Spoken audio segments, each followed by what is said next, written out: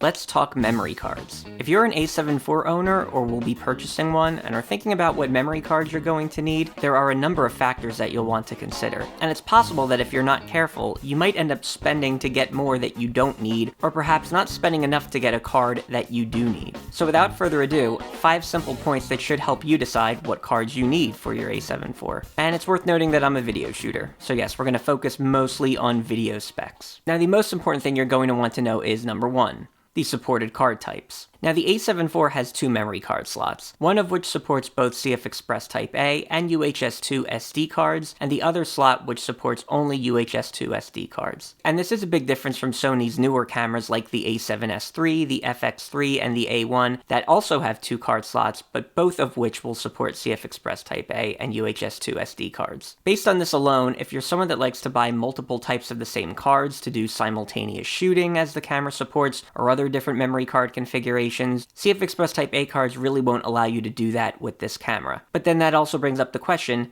do you need CFexpress Type A cards for this camera? Which brings up point number 2. You don't need CFexpress Type A cards. Now, unlike those other models I mentioned, like the A7S III, where if you don't have CFexpress Type A cards, you won't be able to shoot in some of the highest quality codecs and frame rates in the camera, the A7 IV does not contain this limitation. Simply put, you're going to be able to shoot in every single resolution, frame rate, and codec option with a high quality SD card that you would be able to do with the CFexpress Type A card. And unlike CFexpress Type A cards, you'll be able to get multiple of the same card and use both slots simultaneously within the camera. But when we're talking about these higher end SD cards, it is worth noting a couple of points. Now I have a separate video on this channel that covers all of the different parts of memory cards like SD cards and the different ratings that exist and the different types of cards across all of Sony's different cameras, a lot of which will apply to this. But if there's one rating you really want to consider with buying cards for this camera, it is the video speed class rating, or the V rating. In most cases you're going to find either a V30, V60, or V90 rated SD card, and in this case each of these types of cards will allow or perhaps not allow different sorts of things when you're recording in the A7 IV. So let's break this down. If we were to evaluate V30 cards, point number 3, V30 cards get you some things. While you'll be able to record 4K footage up to 60 frames per second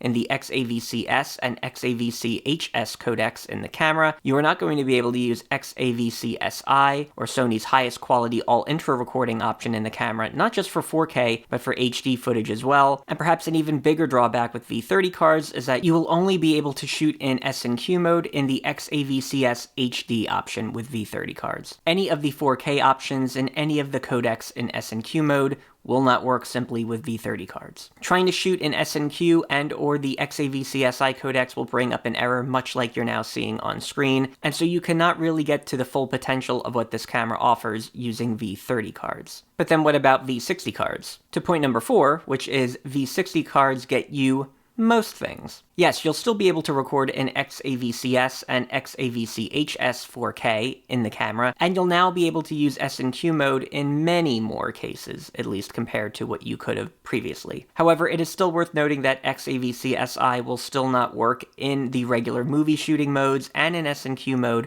with V60 cards. Which brings up really the 5th point, which is V90 SD cards get you everything. Yes, every single codec, including XAVC-SI, every single shooting mode, including all of the different S&Q mode options, these are all available to you with V90 cards. And in fact, it is V90 uhs-ii SD cards that I've been using in my A7S III for almost a year at this point, and which similarly get me about 90 to 95% of the different shooting modes and options in that particular camera. And so needless to say, I can now use those same cards in my A7 IV and get 100% of the shooting options here, and mix the two between them without issue. Now, if you're curious for a V90 SD card recommendation, I've been using ProGrades cards and now have 5 of these, 2 for my A7S III, 2 for the A7 IV, and just a general spare. Simply put, in the year that I've been using these cards, I have had 0 issues with them, and I can tell you that I have countlessly formatted these cards and used them innumerable times, and they have held up incredibly well. Now, one of the interesting developments from the last time I made a video on memory cards is that SanDisk, whose V30 cards I use in cameras like my A7 III, now actually make a proper V90 compliant SD card. Now I think quality and reliability wise you'd be fine with either of these SD cards, but I will still stand by the Pro grade, at least at this point. But since we mentioned the size of SD cards, I want to talk about one more thing. It's easy to get hung up on size, say 128 or 256 gig, when considering card size and how much you'll be able to record in your camera, but less often considered is the frame rate you're using and the codec that you're using in the camera, and how that will actually impact card record times. So for a brief rundown of record times with different cards on the A7 IV, and let's say we take 10-bit 422 so we can record in the highest bitrate and chroma subsampling, I can get 5 hours and 23 minutes in 4K 24 frames a second in the XAVCS codec, or 2 hours and 42 minutes in 4K 60 frames per second in that same codec. However, if I were to choose the XAVC-SI codec and wanted the highest quality all-intra option when recording, I would instead get 2 hours and 18 minutes in 4K 24 frames a second, and only 55 minutes in 4K 60 frames per second. And this codec uses just a much higher bitrate that you cannot change. However, if my workflow instead utilized the XAVC-HS codec, or Sony's H.265 option, which contains much lower bit rates that you can choose and works in a much more compressed format, I could get 10 hours and 22 minutes in 4K 24 frames per second, or 5 hours and 13 minutes in 4K 60 frames per second. So sure, card size is a big factor here, but you're going to want to really think about what frame rates you typically shoot in, and even perhaps more specifically what codec you will ultimately choose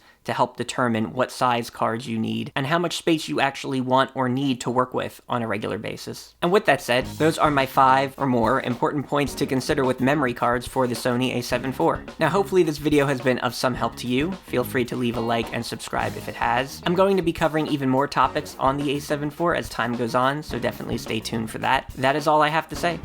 So thanks for watching.